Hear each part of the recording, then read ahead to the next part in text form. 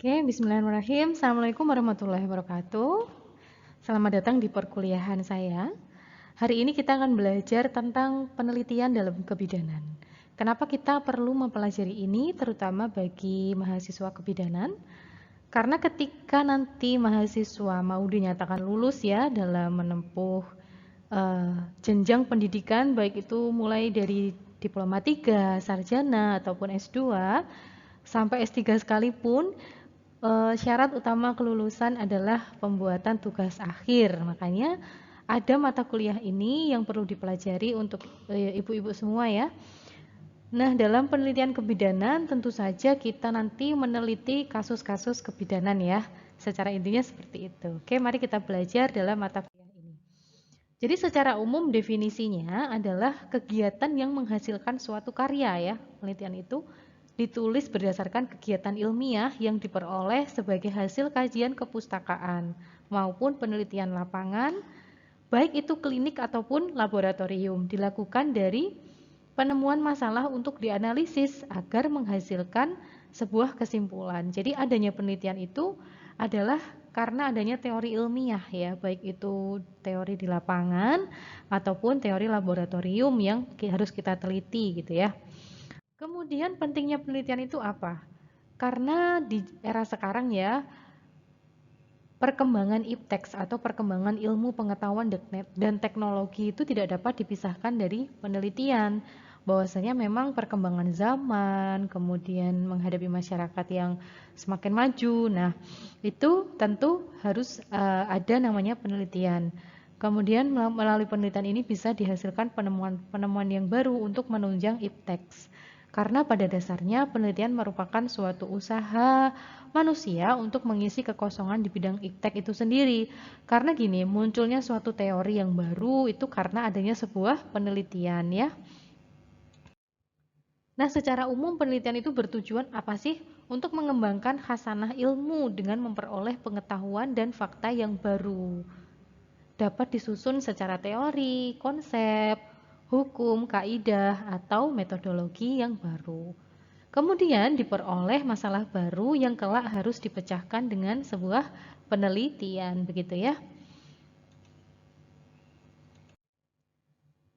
Jadi ilmu adalah sains, penelitian adalah research. Nah, keduanya ini tidak dapat dipisahkan ya. Kenapa? Karena ilmu tidak akan berkembang tanpa adanya penelitian. Dan penelitian sendiri tidak akan ada bila tidak berada di dalam kerangka ilmu tertentu. Jadi penelitian itu membutuhkan naungan, katakanlah begitu ya intinya. Mahasiswa kebidanan menelitinya ya kebidanan, mahasiswa ekonomi menelitinya ya tentang ekonomi. Jadi ada ilmunya, ada teorinya begitu ya. Secara umum ilmu adalah filosofi ya. Kemudian penelitian itu adalah tindakan atau action. Berguna untuk membangun serta mengembangkan ilmu pengetahuan, begitu ya. Kemudian ilmu penelitian dan kebenaran. Ilmu adalah suatu pengetahuan yang sistematis dan terorganisasi. Ilmu dan penelitian mempunyai hubungan yang erat karena keduanya tidak bisa dipisahkan, adanya penelitian karena adanya ilmu. Adanya ilmu yang baru juga karena adanya suatu penelitian atau temuan baru begitu ya. Ini juga disampaikan oleh ilmuwan ya, Elmek tahun 30 bahwa penelitian adalah proses, hasilnya adalah ilmu. Nah, penelitian itu proses, ilmu itu hasil. Ada lagi teori yang dikemukakan oleh Whitney tahun 60 bahwa ilmu dan penelitian adalah proses, hasilnya kebenaran. Jadi, penelitian dan ilmu itu prosesnya dulu. Kemudian hasilnya itu adalah fakta atau kebenaran begitu ya. Nah, teori ini tentu saling berkesinambungan dan diaplikasikan sampai sekarang ya. Penelitian ilmiah adalah upaya yang sistematis, terkontrol, dan empiris. Tujuannya untuk menjelaskan atau mendeskripsikan fenomena tertentu. Penelitian dilaksanakan dengan mengikuti prosedur tertentu didasarkan pada metode ilmiah, sesuai dengan sistematika ilmu, prosedur penelitian ilmiah, kemudian baru sistematika laporan penelitian ilmiah. Maksudnya bagaimana ya, Bu? Nah, begini. Sebelum melakukan penelitian, itu adanya suatu metode ilmiah, ada sistematikanya, kemudian ada prosedurnya.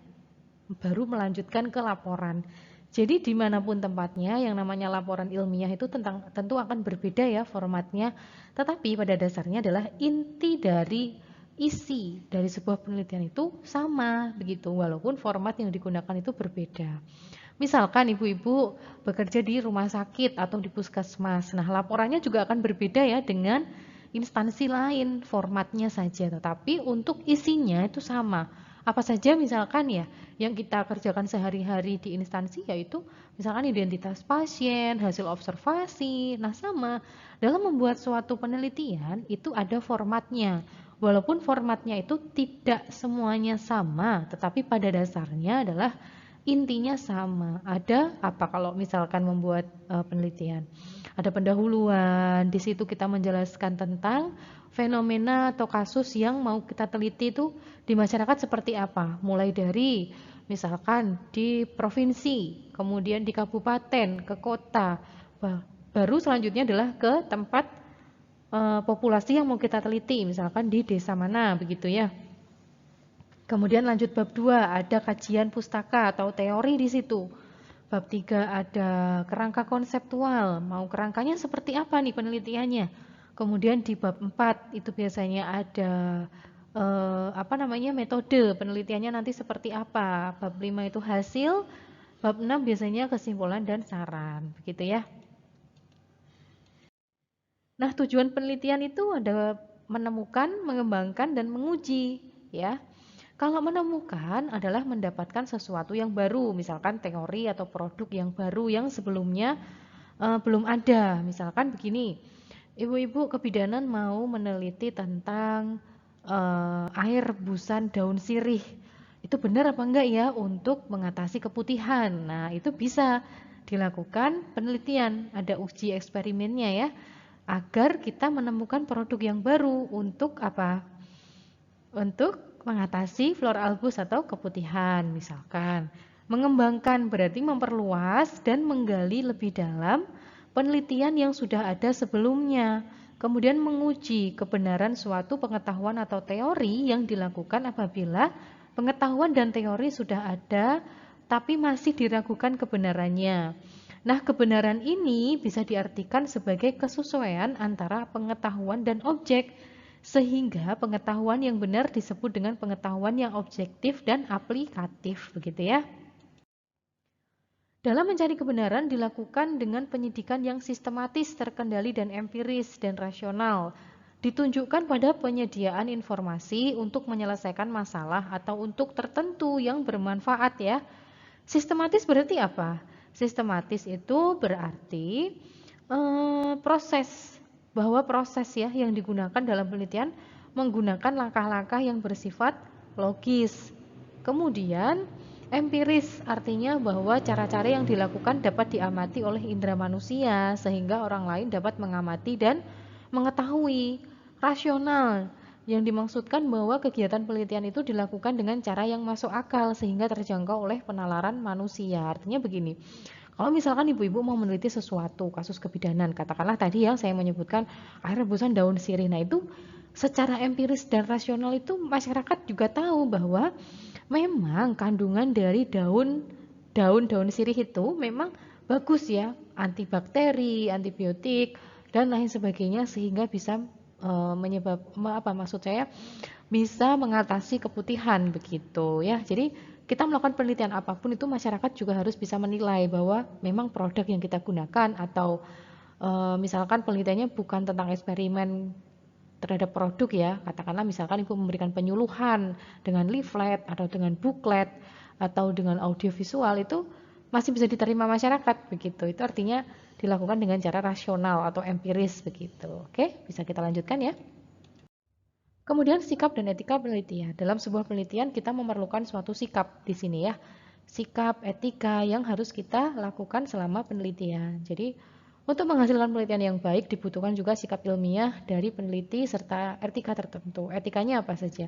Sikap ingin tahu. Kalau kita punya sifat atau sikap ingin tahu, di situ nanti kita akan semangat melakukan sebuah penelitian ya. Kritis. Jadi menguji betul-betul teori yang nanti akan digunakan untuk penelitian, terbuka ya.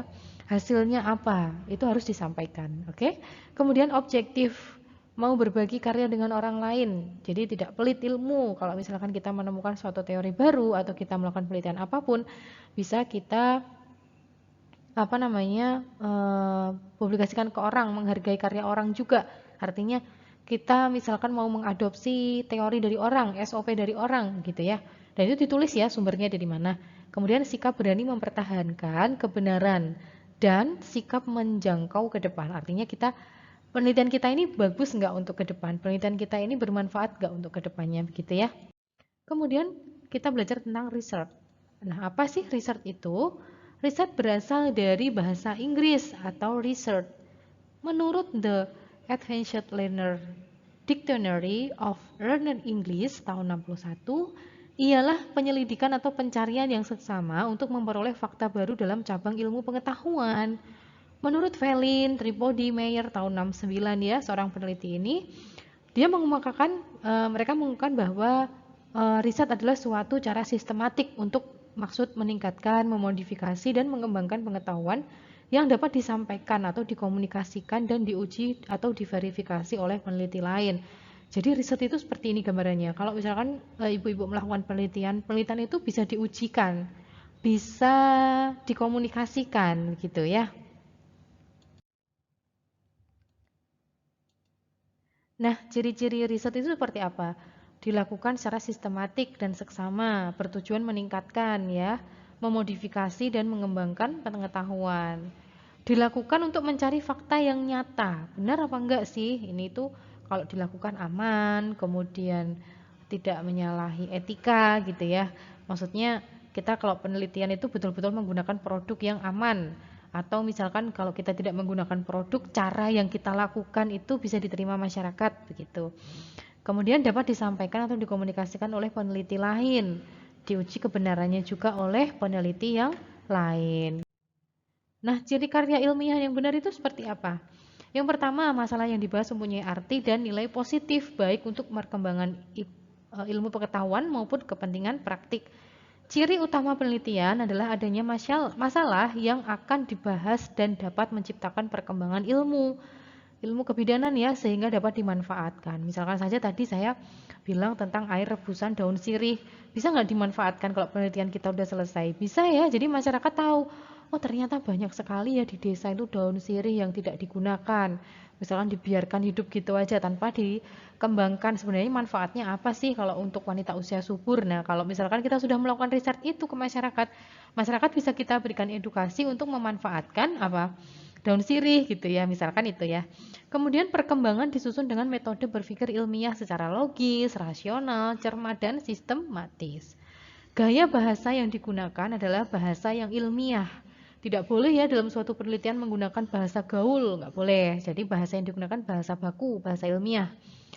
Pembahasan dan uraian ilmiah mulai dari awal sampai akhir merupakan suatu rangkaian yang saling berhubungan atau berkesinambungan satu dengan yang lainnya, begitu ya.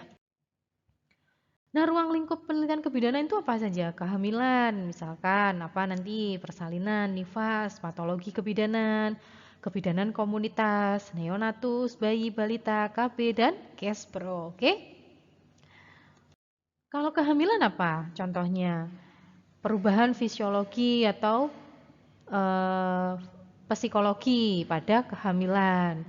Masalah bahaya dalam kehamilan, status gizi, ya ini pasti banyak sekali lah kasusnya ya, di setiap ibu hamil kan tidak sama ya, ada yang mengalami status gizi yang kurang, kemudian kehamilannya mungkin perlu pengawasan. Nah, itu apa yang menyebabkan? Nah, itu bisa kita teliti ya.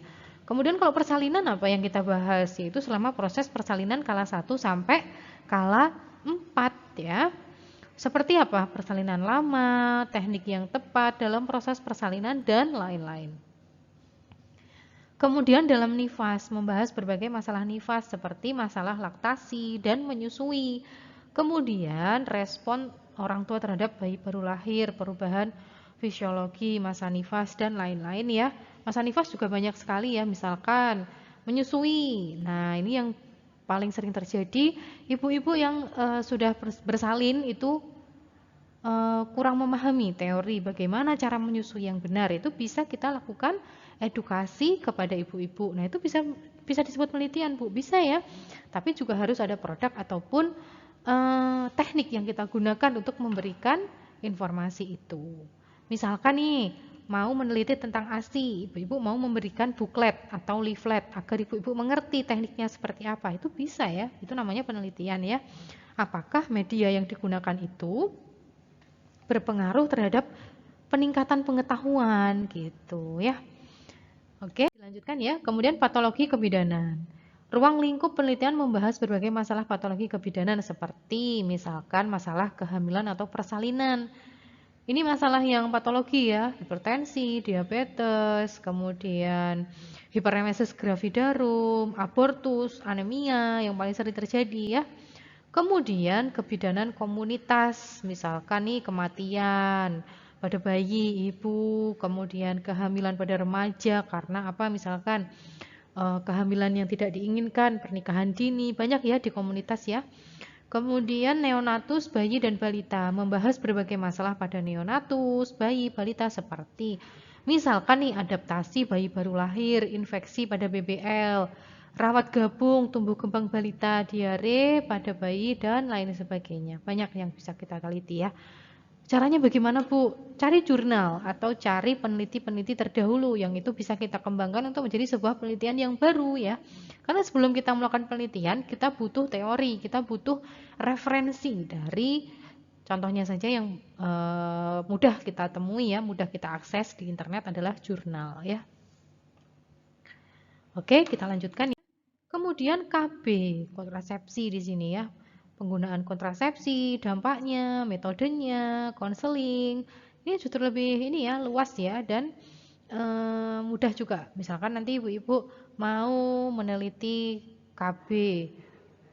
Ibu-ibu ini banyak yang nggak tahu ternyata jenis KB itu apa saja, dampaknya, kemudian nanti kekurangan kelebihan dari masing-masing alat kontrasepsi itu mau saya berikan informasi ini kepada ibu-ibu melalui audiovisual atau melalui penyuluhan dengan flip chart misalkan bisa ya.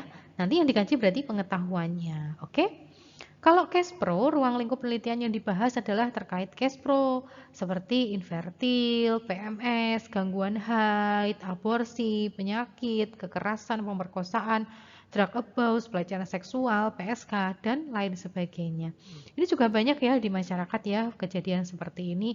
Kalau misalkan ibu-ibu mulai mau dari remaja, case pro-nya mulai dari mau remaja ya. Gangguan haid, ini juga sering terjadi ya, siklus yang misalkan tidak siklus tidak normal, siklusnya panjang atau mungkin siklusnya pendek atau mungkin jarang haid. Nah, ini perlu kita berikan edukasi juga ya di remaja. Kemudian penanganan untuk disminor. Anak-anak masih banyak yang nggak tahu ini misalkan karena masih banyak yang berkunjung ke puskesmas karena mengeluh sakit. Oh, berarti harus diberikan intervensi untuk penanganan disminor. Makanya ibu-ibu misalkan melakukan penelitian ke remaja, boleh saja ya. Begitu. Nah, itu dia materi penelitian kebidanan yang pertama dari saya. Nanti bila ada pertanyaan bisa ditulis di kolom komentar atau bisa WA saya ya. Baik, sekian. Terima kasih. Wassalamualaikum warahmatullahi wabarakatuh.